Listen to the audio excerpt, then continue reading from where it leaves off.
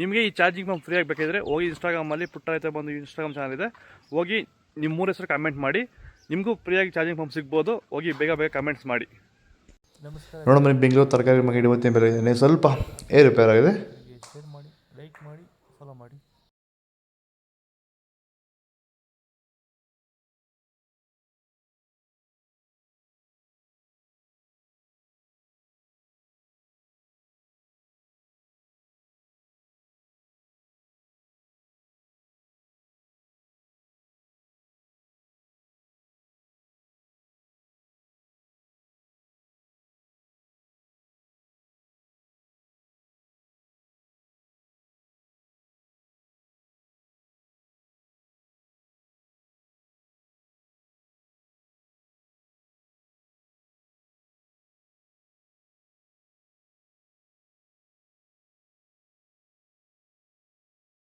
Sir, ಈ beans ಬೆಳೆಗೆ ನೀವು ಯಾವ ರೀತಿ ಮೇಂಟೆನೆನ್ಸ್ ಮಾಡ್ತಾ ಇದ್ದೀರಾ ಸರ್ ನೀವು?